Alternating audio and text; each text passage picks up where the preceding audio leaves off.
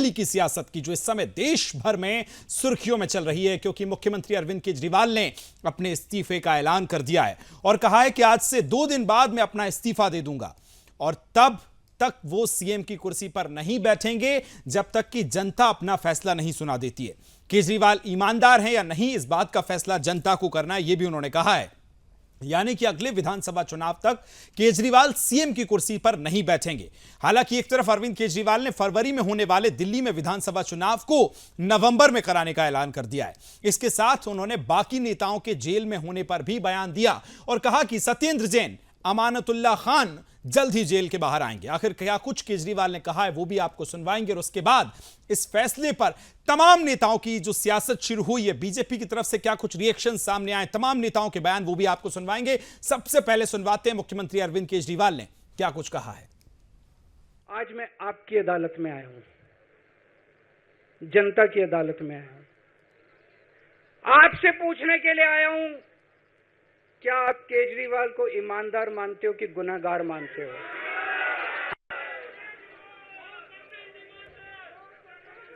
मैं दिल्ली की जनता से पूछना चाहता हूं, मैं देश की जनता से पूछना चाहता हूं कि क्या केजरीवाल ईमानदार है कि गुनहगार है?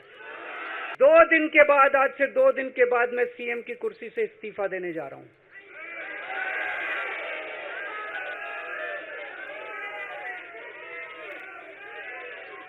और मैं तब तक सीएम की कुर्सी पे नहीं बैठूंगा जब तक जनता अपना फैसला ना सुना दे। फरवरी में चुनाव है। आज इस मंच से मैं मांग करता हूं कि ये चुनाव नवंबर में कराए जाएं, महाराष्ट्र के साथ कराए जाएं, तुरंत कराए जाएं चुनाव। और जब तक आपका फैसला नहीं आएगा तब तक मैं जिम्मेदारी नहीं संभालूंगा। अरविंद केजरीवाल जी ने अभी ऐलान किया कि वो 2 दिन बाद रिजाइन करेंगे और कहा कि जनता के बीच में फरमान लेके आएंगे और दोबारा तब मुख्यमंत्री बनेंगे। अरविंद केजरीवाल जी आपको एहसान नहीं कर रहे, कोई आप सेक्रीफाइस नहीं कर रहे। मानयोग सुप्रीम कोर्ट ने आपकी जमानत में लिखा है कि आप मुख्यमंत्री कुर्सी से दूर रहेंगे, कोई फाइल साइन नहीं कर सकते, इसलिए आपके पास विकल्प नहीं है। मानयोग सुप्रीम कोर्ट के ऑर्डर के चलते आपको रिजाइन करना पड़ रहा है। और आपने कहा मैं जनता के बीच में जाऊंगा। जनता ने तो 3 महीने पहले ही आपको फरमान सुनाया है। जब आपने कहा था जेल या बेल, लोगों ने कहा जेल, और आपको 7 सीटों पे हराया और वापस जेल भिजवाया। और अभी आप 2 दिन का समय क्यों मांग रहे हैं?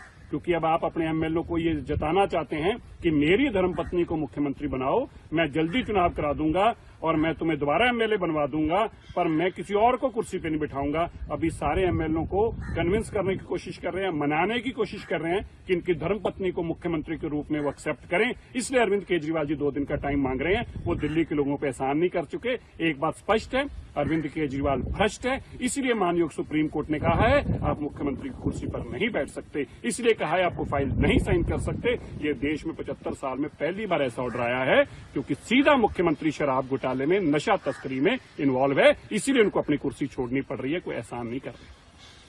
देखिए, वो तो ऑनरेबल चीफ मिनिस्टर साहब ने अनाउंस कर ही दिया है कि लेजिस्लेटिव ग्रुप की जो मीटिंग है, विधायक दल की मीटिंग इमीडिएटली बुलाई जाएगी और उसमें से अगला नेता तय हो जाएगा। बीजेपी की तमाम जो झूठी साजिशें थी, जो उनकी अरविंद जी के खिलाफ कार्रवाई थी, वो तो ऑनरेबल कोर्ट ने ही नोटिस ले लिया है। लेकिन अब वो दिल्ली की एक एक गली में जाकर लोगों के सामने में अपना पक्ष रखेंगे और लोगों के आशीर्वाद से वो पाक साफ होकर निकलेंगे, क्योंकि उनको, दिल्ली के लोगों को पता है कि अरविंद केजरीवाल जी ईमानदार और लोकहित में काम करने वाले नेता हैं। देखिए, इंतहा जो तानाशाही की है वो भाजपा की सरकार में देखने को मिल रही है। शहीद आजम भगत सिंह जी जब जेल में थे तो उनकी एक एक चिट्ठी अंग्रेज सरकार ने भी जिन लोगों को वो संबोधित हुए थे उनको पहुंचाई थी। लेकिन भाजपा की सरकार की जो तानाशाही है, धक्केशाही है, वो तो अंग्रेजों को भी पीछे छोड़ गई। आज एक चिट्ठी honourable chief minister Arvind Kejriwal ji ने लिखी थी, वो चिट्ठी भी जो है वो नहीं पहुंचाने दी भाजपा ने। इससे साबित होता है कि ये अंग्रेजों से भी दमनकारी और अत्याचारी है। देखिए, एक बात तो बड़ी स्पष्ट है कि अरविंद केजरीवाल जी जैसा राजनीतिक नेता आज की जो राजनीति में तो नहीं है कोई। तो स्वाभाविक सी बात है कि जो लोगों का उन पे लगातार भरोसा बढ़ रहा था उसमें और इजाफा हुआ है। और हरियाणा के तो वैसे भी लाल हैं, हरियाणा के बेटे हैं, तो आम आदमी पार्टी की बड़ी ताकत हरियाणा में बनेगी, इसमें कोई दो राय नहीं। सीएम ना सीएम बनने का कोई मतलब ही नहीं। हम लोग तो बहुत पहले से कह रहे थे कि इसे सीएम पद से छोड़ देना चाहिए। जब आपको जेल हो गई थी, भले किसी कारण से हुई, आपको तो बहुत पहले मुख्यमंत्री के पद से छोड़ देना चाहिए था। और अब बचा क्या है? अभी नहीं, जो सीएम साहब ने कहा हम पूरी तरह सहमत हैं कि अरविंद केजरीवाल ने अगर कुछ कमाया है तो वो इज्जत कमाई है, लोगों का प्यार कमाया है, लोगों का आशीर्वाद कमाया है। और अब वो बिल्कुल जनता की अदालत में उन्होंने रख दिया है कि अगर जनता को लगता है कि वो ईमानदार हैं और पार्टी ने बढ़िया काम किया और पार्टी ईमानदार है, तो फिर जनता को जिताना चाहिए और अच्छी वोटों के साथ वो जिताए। मुख्यमंत्री जी अग्नि परीक्षा से गुजरने के लिए तैयार है और दिल्ली तय करेगी कि मुख्यमंत्री ईमानदार हैं कि नहीं है। अरविंद केजरीवाल जी ने 2020 में काम के नाम पर वोट मांगा था और कहा कि अगर मैंने काम किया है तो मुझे वोट देना, मैंने काम नहीं किया तो मुझे वोट नहीं देना। आज उन पे तौमतें लगाई गई, आरोप लगाया गया।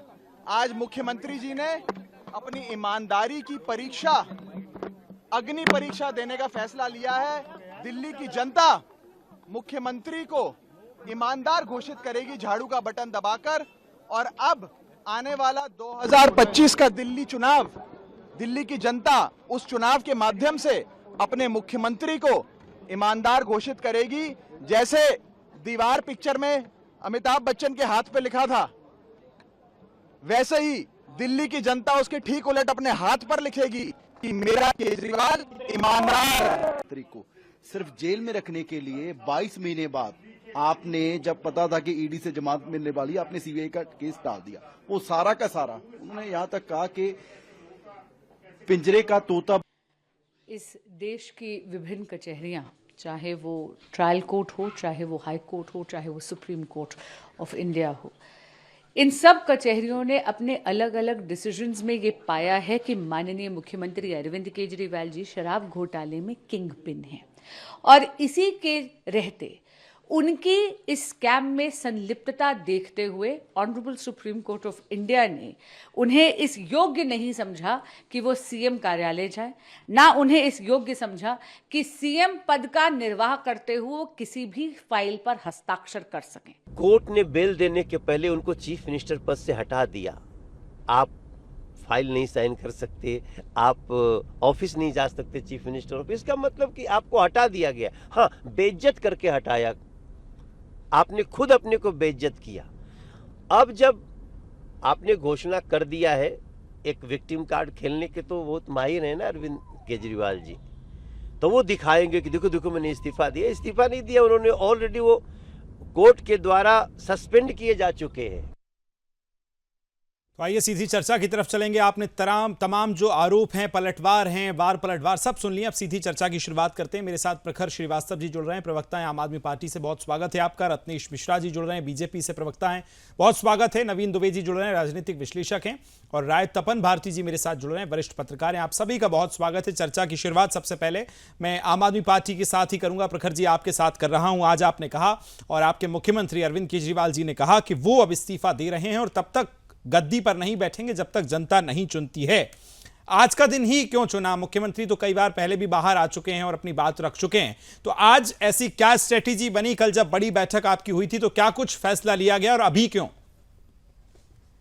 विकास जी, सबसे पहले आपको नमस्कार, आपके सभी दर्शकों को नमस्कार। नमस्कार। और यहाँ पे बैठे हुए सभी प्रवक्ता गणों को मेरा नमस्कार।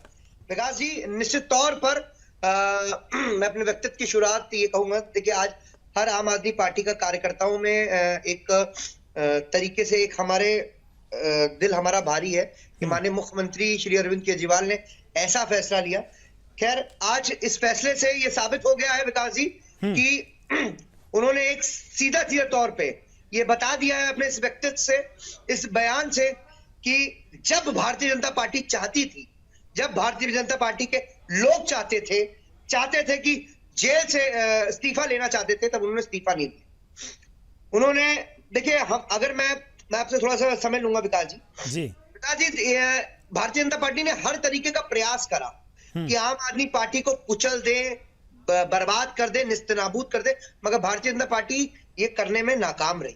भारतीय जनता पार्टी ने हर तरह की कूटनीति अपनाई, जैसे और राज्यों में अपनाई थी, ऑपरेशन लोटस चलाकर हमारे विधायक को खरीदने का, तोड़ने का, मरोड़ने का, मगर उन्होंने देखा कि यहाँ का तो इनका कोई कार्यकर्ता भी नहीं टूट रहा है। तो इस तरीके से अगर देखा जाए विकास जी, तो आज की स्थिति में आज माननीय मुख्यमंत्री ने जो ये फैसला लिया है, ये इस तरीके बिल्कुल साफ करा है कि अब वो जनता की अदालत में जाएंगे, जनता के बीच में संघर्ष करेंगे, और जनता से बड़ी कोई अदालत नहीं होती है। जनता की अदालत में जाकर वो साफ उन्होंने ये पैगाम दिया। और ठीक 2 दिन बाद, अब आप मुझसे पूछेंगे 2 दिन बाद को, देखिए 17 सितंबर को हमारे प्रधानमंत्री श्री नरेंद्र मोदी जी का जन्मदिन होता है। उन्होंने अपने इस व्यक्तित्व से ये दिखाया है कि इस जन्मदिन पे उनको किसी प्रकार का सत्ता लालच नहीं है। जो 12 भारतीय जनता पार्टी कहती रहती ना, इस सत्ता के लालची हैं, ये पद के लालची हैं, ये इनको पद चाहिए। ठीक है, और चलिए इस बात का फैसला तो जनता कर लेगी। लौटूंगा मैं आपके पास। रत्नेश जी, आपके पास आ रहा हूं। वो देखिए, एक तरफ कह रहे हैं कि आपकी पार्टी ने कई प्रयास किए लेकिन आप सफल नहीं हो पाए, इसलिए अब उन्होंने खुद इस्तीफा दिया है और जनता ही अब चुनेगी। आप हैं कि पॉलिटिकल स्टंट बता रहे हैं? रत्नेश जी देखिए, आपको और सभी साथी पैनलिस्ट को मेरी तरफ से नमस्कार जी। देखिए, सबसे पहला बिंदु जो है कि हमारी पार्टी ने जो कहा कि ये अरविंद केजरीवाल का पीआर स्टंट है, उनकी नौटंकीबाजी है, ये एकदम क्लियर है। ये शुरू से ही नौटंकीबाजी करते रहे, चाहे कहना हो जी मैं ना तो सरकारी बंगला लूंगा, ना तो सरकारी गाड़ी लूंगा, ना सरकारी सुरक्षा लूंगा, और सब ले लिया। और जब आज भ्रष्टाचार के आरोपों में एक्सपोज हो रहे हैं, तो ये एक खाना पूर्ति कर रहा है इस्तीफा देने की। देखिए, ऑनरेबल सुप्रीम कोर्ट ने उनको ऑलरेडी मुख्यमंत्री के पद से हटा दिया है। ना तो वो कार्यालय जा सकते हैं, ना कोई फाइल साइन कर सकते हैं, ना वो एनसीसीडीएस की बैठक में जा सकते हैं, ना कोई मंत्री नियुक्त कर सकते हैं। तो फिर कौन सा अधिकार रह गया मुख्यमंत्री के? तो सारे अधिकारों को डिजॉल्व कर दिया सुप्रीम कोर्ट ने, तो मुख्यमंत्री रहने ना रहने का कोई मतलब नहीं रह जाता। दूसरी बात जो इन्होंने कही कि कांग्रेस के आम आदमी पार्टी के लोग बड़े क्या कहते हैं नैतिक हैं, तो देखिए नैतिकता, सदाचार, इन दोनों चीजों का अरविंद केजरीवाल आम आदमी पार्टी से कोई लेना देना नहीं है। यही अरविंद केजरीवाल है जो लोकसभा के चुनाव में कहते कि दिल्ली की जनता हमें सीटें जिताकर बताए कि हमको जेल जाना चाहिए कि बेल होना चाहिए। दिल्ली की जनता ने 7 सीटें हराकर बता दिया अरविंद केजरीवाल जी आपको जेल जाना चाहिए, भेज दिया गया। अब दूसरी बात जो इन्होंने एक बात और कही महोदय की जांच कर रहे हैं। देखिए, मुझे नहीं लगता कि आम आदमी पार्टी के प्रवक्ता किस परिप्रेक्ष्य में कह रहे हैं कि नहीं कि एलआई पार्टी है, इंडिया गठबंधन की कांग्रेस पार्टी, उसके राष्ट्रीय कोषाध्यक्ष अजय माकन और राष्ट्रीय प्रवक्ता सुप्रिया सेठ ने 21 मई 2022 को बाकायदा पीसीसी दिल्ली में प्रेस कॉन्फ्रेंस करके इस बात के सबूत दिए कि लीकर स्कैम में क्या कहते हैं मनी ट्रायल स्टैब्लिश हुआ। चलिए, ऐसे तो बहुत फिर आरोप में उस पर चलेंगे। मैं आगे बढ़ूंगा। नवीन दुबे जी, आपके पास आ रहा हूं, उसके बाद फिर तपन दादा आपके पास आ रहा हूं। मैं जानता हूं कि समय बहुत ले लिया है। नवीन जी, क्या कहेंगे आप? ये जरूरी या मजबूरी आज जो फैसला है उसको? नहीं, देखिए, ये एक राजनीतिक स्ट्रेटेजी भी है। एक लंबे समय से इन्होंने अभी कोई अपनी इस तरीके की कैबिनेट की बैठक हुई नहीं है जब से उनकी गिरफ्तारी हुई थी। उसके बाद जिस तरीके की टिप्पणी मांगी सुप्रीम कोर्ट के एक जज ने की और सीबीआई ने गलती करके, देखिए आप कानून के जानकार हो, सीबीआई एक बहुत बड़ा हमारे यहाँ का संवैधानिक संस्थान माना जाता है। जनता का एक भरोसा है सीबीआई के ऊपर। 41 के नोटिस का पालन आपने नहीं किया, 41 का नोटिस नहीं दिया और डायरेक्ट उठा के आपने गिरफ्तारी कर ली उनकी। तो ये सारी चीजें साथ के साथ अब जब दिल्ली में के चुनाव में फरवरी में चुनाव होना, 4 महीने का समय बचा है। 4 महीने के समय के लिए ये केजरीवाल दिखाएंगे, बिल्कुल निश्चित तौर पर दिखाएंगे कि साहब देखिए हम बाहर आए, और जब हम बाहर आए हमने कैबिनेट की बैठक नहीं कर पाई और उसके बाद एलजी हमारे कामों को रोक रहे थे, हमने नए मुख्यमंत्री दे दिए, अब ये काम कराए 4 महीने है। क्योंकि 4 महीने में उन्हें एक चीज से कई निशाने साधे जा रहे हैं। पहला निशाना ये सद रहा है कि इनका यहाँ पे जिस तरीके से ये तो दिल्ली में फायदा मिल जाएगा, दूसरा हरियाणा में सीधा सीधा फायदा होता दिखाई दे रहा है, सिंपैथी वोट उनको मिल जाएगा। तीसरी चीज आती है कि देखिए जब हरियाणा का जो चुनाव है वहां कैसे प्रभाव पड़ेगा। हरियाणा का चुनाव 10 साल की भारतीय जनता पार्टी की एंटी इनकम्बेंसी है और उनके जो वादे थे, भ्रष्टाचार एक बड़ी समस्या है वहां पर, अभी उसका कोई निदान नहीं हुआ है। डेवलपमेंट को लेके, बेरोजगारी को लेके, युवाओं को लेके बहुत सारी विषय है जो किसानों का महत्वपूर्ण विषय है, ये सब उठाए जाते रहे हैं। और वहां सरकार को समाधान दे नहीं पाई है। अब जब इस तरीके की स्थितियां बनी हैं और ऐसे में कांग्रेस एक बड़े विकल्प के रूप में वहां अपने आप को पेश कर रही है, तो निश्चित तौर पर क्योंकि इंडिया गठबंधन का दोनों हिस्सा और जनता को भी पता है कि इन दोनों की लड़ाई अगर है किसी तो भारतीय जनता पार्टी से। ठीक है, पॉइंट टेकन। मैं लौट रहा हूं आपके पास। तपन भारती जी, आपके पास आ रहा हूं। आप किस तरह से देखते हैं आज जो अरविंद केजरीवाल जी ने एक्शन लिया है, कदम उठाया है उसको, और दूसरी तरफ टेक्निकलिटी की तरफ अगर हम चलें तो क्या आप दिल्ली में आप कोई नए मुख्यमंत्री के रूप में किसी को देख रहे हैं, या फिर विधानसभा भंग होगी, नहीं होगी, क्या कदम, क्या भविष्य देखते हैं आप? देखिए, यदि 4-5 महीने बाद नहीं होगा, दादा आवाज बहुत ब्रेक हो रही है। चलिए मैं टीम से बोलता हूं, बहुत जल्दी से आपसे संपर्क करेगी। आवाज आपकी ठीक तरह से नहीं आ रही। प्रखर श्रीवास्तव जी, देखिए रत्नेश जी एक तरफ कह रहे हैं कि आप जो जनता का विश्वास जीतने की बात कर रहे हैं वो तो लोकसभा में जनता ने बता दिया, 7 सीटें आपको नहीं दी हैं, तो अब कौन सा नया जो विश्वास है वो इस पद से आप इस्तीफा देने के बाद दे देंगे, उस पर थोड़ा जवाब दीजिए।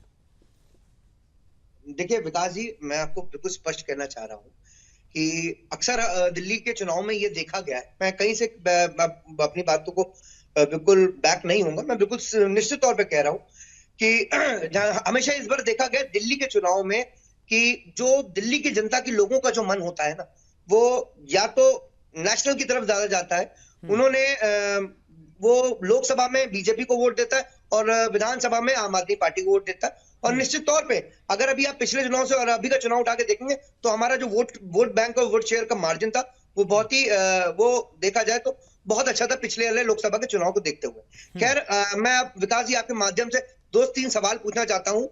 बहुत अभी हमारे भारतीय जनता पार्टी के प्रवक्ता ने बहुत सारे सवाल करे, मैं उनसे पूछना चाहता हूँ ऐसी क्या विडंबना थी कि उनको जो 5 जजों की बेंच का सर्वोच्च न्यायालय का फैसला था उसको पलटना पड़ा, जिसमें वो वैसा कानून पार्लियामेंट में उनको पलटना पड़ा जिसमें उसमें जो एक निर्वाचित मुख्यमंत्री की ताकत होती है, एक निर्वाचित एमएलए की ताकत होती है, वो छीनने का काम क्यों करा गया?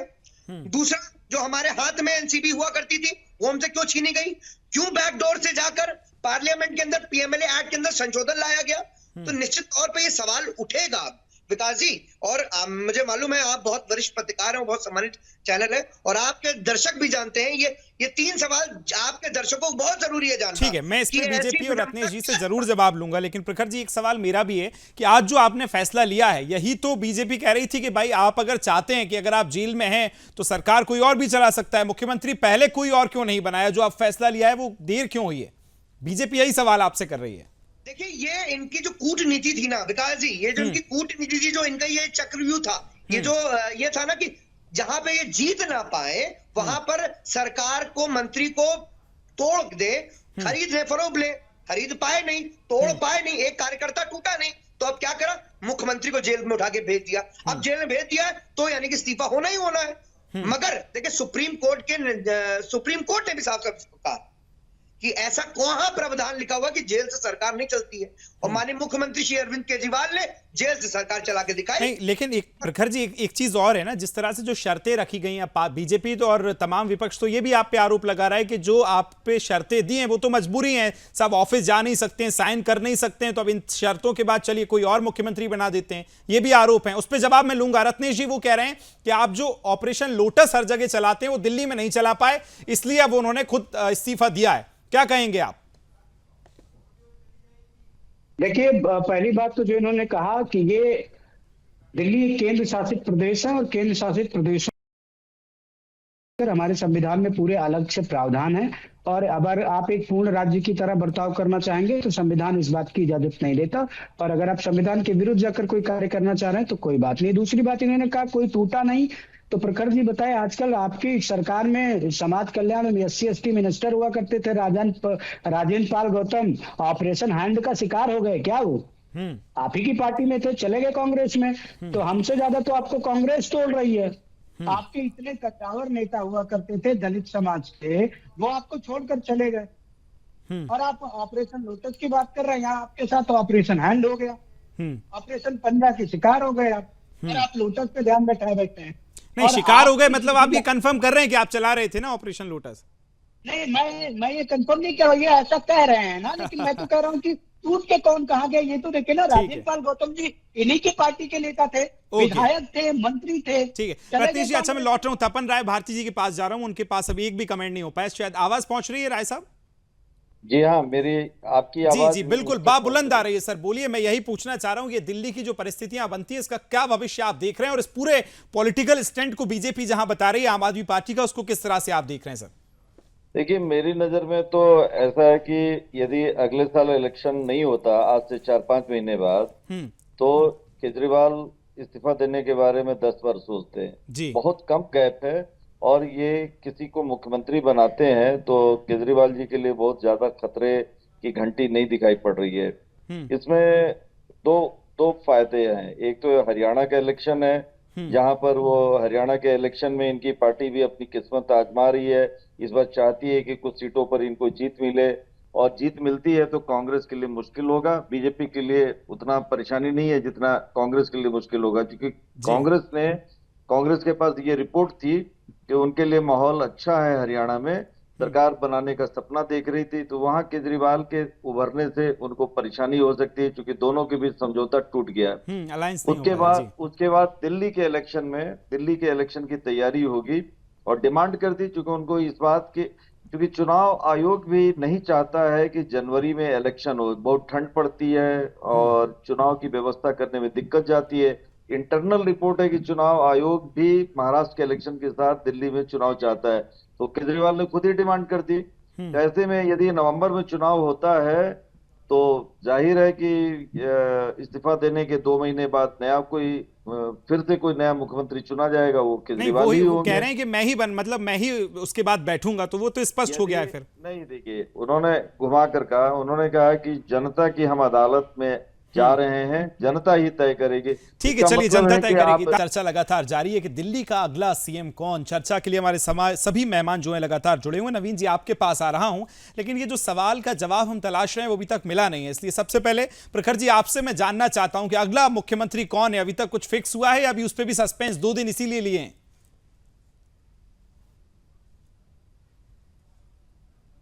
आपकी आवाज नहीं आ रही है प्रखर जी। जी विकास जी, आ रही है आपको मेरी? जी आ रही है। हाँ विकास जी, देखिए, माननीय मुख्यमंत्री ने बिल्कुल अभी अपने व्यक्तित्व में बिल्कुल स्पष्ट करा है। उन्होंने बिल्कुल साफ साफ कहा है कि हमारी विधायक 2 दिन के अंदर विधायक दल की बैठक होगी। विधायक दल में जिसका भी नाम निकल के आ गया वो आने वाले वक्त का मुख्यमंत्री दिल्ली का होगा। और ये बड़ा रोचक होगा आपको जानने का कि हमने 2 दिन का वक्त लिया। देखिए, 2 दिन का फिर भी, लेकिन देखिए, बैठक की बात कर रहे हैं, लेकिन उससे पहले भी सब चीजें तय हो जाती हैं। आज जो अरविंद केजरीवाल बोलने वाले थे ये भी कल बैठक में हो गया था, और प्रखर जी को ना पता हो ऐसा तो हो ही नहीं सकता है, मैं मानता ही नहीं हूं। नहीं विकास जी, बिल्कुल ऐसी बात देखिए, मुझे जो पार्टी की तरफ से जो हमें आया है बिल्कुल स्पष्ट है। अगर आप पार्टी के स्टैंड पूछेंगे तो पार्टी ने बिल्कुल स्पष्ट करा है कि 2 दिन बाद जो हमारी विधायक दल की बैठक उसमें निकलेगा। 17 सितंबर को हमारे आदरणीय प्रधानमंत्री। अच्छा, ये जो मैंने अपनी स्क्रीन में 4 नेता लगाए, आपके इनमें से ही कोई एक इतना बता दीजिए। नहीं, देखिए, मैं क्या कह रहा हूँ, ना कोई प्रखर श्रीवास्तव होते हैं बताने वाले, ना कोई हमारे नेता होते हैं। ये तो जो हमारे विधायक दल है वो तो तय करेंगे कि कौन होगा आने वाले वक्त का दिल्ली का मुख्यमंत्री। और देखिए, तारीख बड़ी रोचक है विकास जी, तारीख बड़ी रोचक है। 17 सितंबर जब हमारे आदरणीय प्रधानमंत्री श्री नरेंद्र मोदी जी का जन्मदिन होता है। नरेंद्र मोदी जी के जन्मदिन पे एक प्रदेश के यशस्वी मुख्यमंत्री आदरणीय अरविंद केजरीवाल, उन्होंने उनको तोहफा दिया कि उन्होंने अपने सीएम पद को उनको दे दिया कि आप जो आप चाह रहे थे। नहीं, लेकिन बीजेपी तो सर पॉलिटिकल स्टंट कह रही है। वो ये कहती है कि इस तरह की चीजें जो आप स्टंट करते हैं इससे डाइवर्ट कर देते हैं। क्या इससे जो आपके ऊपर आरोप लगे हैं शराब घोटाले और तमाम चीजों के, क्या वो धुल जाएंगे? ये ऐसे भी सवाल अब विपक्षी पार्टी पूछ रही है। मैंने अभी थोड़ी देर पहले विकास जी आपसे बहुत ही निवेदन पूर्वक आपके माध्यम से सवाल पूछा था, पीएमएलए एक्ट के अंदर संशोधन क्यों करा गया, जवाब नहीं आया। मैंने पूछा था 5 जज का फैसला था वो क्यों बदला गया, इसका जवाब नहीं आया। और तीसरा मैं बिल्कुल स्पष्ट कर दे रहा हूं कि देखिए, भूलिए मत विकास जी, न्यायाधीश, सर्वोच्च न्यायालय के माननीय न्यायाधीश ने भी टिप्पणी करी है सीबीआई को लेकर कि वो एक तोता है बंद पिंजड़े का। हालांकि जमानत भी कई सारी शर्तों के साथ दी। प्रखर जी, लौट रहा हूं मैं आपके पास। नवीन दुबे जी, आपके पास आ रहा हूं। ये कह रहे हैं कि मुख्यमंत्री बनाएंगे पर नाम अभी नहीं बताएंगे, तो वेट एंड वॉच वाली स्थिति क्यों है? जब सब कुछ क्लियर है तो बता दीजिए। नहीं, देखिए, बड़े अब उसमें देखें तो सौरभ भारद्वाज का नाम नंबर 1 पे चल रहा है, इसमें तो कोई दो राय है नहीं, पार्टी के अंदर भी और पार्टी के बाहर भी। हाँ। लोगों का भी एक्सपेक्टेशन यही है कि नंबर 1 पर सौरभ भारद्वाज है। अब इसी का नाम चलना, मुझे नहीं लगता है कि आतिशी को वो मुख्यमंत्री बनाएंगे। देखिए प्रखर जी मुस्कुरा रहे हैं, प्रखर जी जानते तो हैं लेकिन बताना नहीं चाह रहे हैं। नहीं, मैं आपको बता रहा हूँ, दोनों नामों में से कोई बने, गोपाल राय भी हो सकते हैं। रीजन क्या है कि देखिए ऐसा है कि जिस कैंडिडेट का यहाँ पर मुख्यमंत्री पद की शपथ होगी, उसका कनेक्शन कहीं ना कहीं से डायरेक्ट और इनडायरेक्ट, उसकी जाति का कनेक्शन कहीं ना कहीं डायरेक्टली और इनडायरेक्टली हरियाणा से होगा। उनको लाभ चाहिए और निश्चित तौर पर ये चीजें राजनेता करते रहते हैं, राजनीतिक दल करते हैं, और वही प्रैक्टिस जो है वो आम आदमी पार्टी भी अडॉप्ट कर रही है। दूसरी चीज आती है, केजरीवाल ने एक विक्टिम कार्ड खेलने की कोशिश की कि 17 सितंबर को प्रधानमंत्री मोदी का जन्मदिन है, वो कहेंगे बीके साहब आपके लोग डिमांड कर रहे थे, हमने आपकी डिमांड पे आपको अपना इस्तीफा गिफ्ट कर दिया है, और श्राद्ध पक्ष के अंदर नया मुख्यमंत्री शपथ लेगा और ज्यादा दिन वैसे भी नहीं रहना उसको। ये बिल्कुल आपने लाइन पकड़ी है कि 17 सितंबर को गिफ्ट के तौर पे इस्तीफा दे दिया है। तपन दादा, आप क्या सोचते हैं, अगला मुख्यमंत्री किसको देख रहे हैं आप तो लगातार ऑब्जर्व करते हैं तमाम चीजों को, क्या कहता है आपका विश्लेषण? देखिए, अगला मुख्यमंत्री जो बनाने की जद्दोजहद जो केजरीवाल के मन में होगा, वह ऐसे व्यक्ति को बनाना चाहते होंगे जिसका इम्पैक्ट या इसका लाभ आम आदमी पार्टी को हरियाणा के इलेक्शन में हो। और वो हरियाणा का व्यक्ति हो भी सकता है, नहीं भी हो सकता है, लेकिन जैसे आतिशी और उनकी पत्नी सुनीता हैं, वो दोनों, एक तो महिला एक को मुख्यमंत्री बनाया जाता है, तो ये आम आदमी पार्टी कह सकती है कि देखिए हम महिलाओं को तवज्जो देते हैं और मुख्यमंत्री के पद में जो महिला का नाम आया तो जी, लेकिन आज मनीष सिसोदिया का लगभग उन्होंने स्पष्ट कर दिया कि हम दोनों जनता के बीच में जाएंगे, तो एक उनका नाम यहाँ मेंशन करना, इसको किस तरह से आप देख रहे हैं? देखिए, मनीष सिसोदिया और केजरीवाल जिगरी दोस्त हैं, सभी को पता है, उनको बहुत ट्रस्ट है, क्योंकि शुरुआती आंदोलन में मनीष सिसोदिया ने पत्रकारिता छोड़ने के बाद उनके साथ कदम से कदम मिलाकर काम किया। कभी भी उनको संशय या आशंका नहीं हुई कि मनीष उनके साथ कभी वफादारी तोड़ेंगे। उनका कृष्ण सुदामा जैसा एक रिश्ता था, बहुत तरह का विश्वास है, बहुतों के साथ उनके रिश्ते टूट गए, उसमें रिश्ते टूटे जी, कभी जो थे उनके साथ उनके रिश्ते टूटे, ठीक है सर, लोगों जी, बहुत सारे लोगों के साथ उनके रिश्ते टूटे, लेकिन मनीष सिसोदिया के साथ उनका संबंध आज भी बरकरार है। शायद दोनों विक्टिम कार्ड को लेकर इलेक्शन में जाना चाहते हैं, विक्टिम कार्ड खेलेंगे ताकि ये हरियाणा प्रखर श्रीवास्तव जी, मैं आपके पास आ रहा हूं। देखिए, नवीन दादा ने जब बात बोली तो वो भी यही कह रहे हैं कि आपने एक गिफ्ट के तौर पर जो वहां से 17 तारीख को चुना है, दूसरी तरफ आप तपन जी को सुन रहे हैं तो वो भी कहते हैं कि एक विक्टिम कार्ड है कहीं ना कहीं। तो ये 17 तारीख, एक तरफ आपके मुख्यमंत्री कहते हैं कि मैं जनता के बीच में जा रहा हूं, जनता की सुन रहा हूं, और दूसरी तरफ 17 तारीख और ये पूरी स्ट्रेटेजी बनाना, तो फिर इसमें राजनीति तो कहीं ना कहीं नजर आएगी ना सर? देखिए, मैं विकास जी, मैंने पहले भी स्पष्ट करा था कि बार बार ये बात आ रही थी कि घोटाला हुआ है, घोटाला हुआ है, घोटाला हुआ है। देखिए, सुप्रीम कोर्ट ने भी लगातार भारतीय जनता पार्टी को लताड़ लगाई, पूछा that you have brought the case under the money trial, where the money, where the money laundering, where the money trail. ये साबित नहीं कर पाए, ट्रेल कहीं साबित नहीं हो पाई है, और निश्चित तौर पे हमारे लिए जनता ही जनार्दन है। हम जनता की अदालत के बीच में जाएंगे और जनता हमको 4 महीने बाद फिर चुन के भेजेगी। हम लोग तो मैं आपके चैनल के माध्यम से आग्रह कर रहा हूं कि आप फरवरी में चुनाव ना करके नवंबर में चुनाव करा लिए। मैं कह रहा हूं नवंबर छोड़िए, आप अक्टूबर में चुनाव करा लीजिए, आपको पता चल जाएगा। और मैं आपको आश्वासित कर रहा हूं विकास जी, 62 सीटें आई थी आम आदमी पार्टी की, इस बार 70 की 70 सीटें आने वाली है। भारतीय जनता पार्टी के जमानत से जब्त होने का काम कराएंगे हम लोग इस बार। अच्छा, चलिए बिल्कुल इस पे बैठेंगे। रत्नेश जी, मुझे लगता है अभी शायद जुड़े नहीं है, कनेक्शन चला गया है। नवीन जी, मैं आपकी तरफ आ रहा हूं। एक तरफ वो कह रहे हैं कि आज उन्होंने जो बातें अभी की हैं, इसको फिर किस तरह से देखा जाए? बिल्कुल, मुझे लगता है शायद आपका थोड़ा फ्रेम ठीक कर लीजिए नवीन जी, आपका जो है। तपन राय साहब, आपके पास में आ रहा हूं, मैं आपसे ये जानना, चलिए ठीक हो गया, नवीन जी बोलिए, फिर मैं आता हूं तपन जी के पास। देखिए, ऐसा है विकास जी, सीधा चीज है कि जिस तरीके की स्ट्रेटेजी अरविंद केजरीवाल ने प्लान की है, उनको मालूम है हमारी पंजाब में सरकार है, हमारी दिल्ली में सरकार है, और अभी दिल्ली में जब तक चुनाव होने, अगर हम हरियाणा को भी ले लेते हैं तो हम ये मैसेज भी देने में कामयाब होंगे कि भाई पंजाब से और दिल्ली तक अगर हम आते हैं सरकार में या सरकार हमारे सहयोग से रहती है तो तीनों राज्यों की पानी की समस्या को हम हल करने में सफल हो जाएंगे। तो ये एक बड़ा मैसेज जाएगा जनता के बीच। मुझे लगता है कांग्रेस के इनके चुनाव में फर्क पड़ने वाला नहीं है। फर्क जो पड़ रहा है वो भारतीय जनता पार्टी को पड़ेगा, क्योंकि कांग्रेस की ओवर कॉन्फिडेंस में है, ये मुझे लग रहा है। हरियाणा को लेकर जिस तरीके का विश्वास कांग्रेस का दिखाई दे रहा है, हो सकता है जमीनी हकीकत कहीं वहां पर छत्तीसगढ़ जैसी ना बन जाए, ये भी एक बड़ा सवाल। ठीक है तपन भारती जी, जो कल 6 शर्तों के साथ जमानत मिली है, क्या ये अब मजबूरी हो गया था? क्योंकि 6 शर्तें बहुत महत्वपूर्ण है सर, आप साइन नहीं कर सकते हैं, आप सचिवालय जा नहीं सकते हैं, अपने ऑफिस जा नहीं सकते हैं, तो इसको देखते हुए एक मजबूरी थी इस्तीफा देना, और उसके तहत हरियाणा का चुनाव भी है तो वहां सिंपैथी भी मिलना। इस पर क्या आप मोहर लगाएंगे इस पूरे जो चल रहा है अभी बातचीत? विकास जी, मुख्यमंत्री के रूप में वो घर पर भी रहकर शासन चला सकते थे। ऐसा नहीं है कि मंत्री उनकी बात नहीं मानेंगे, मंत्रियों को जो बताएंगे वो बात चलेगी।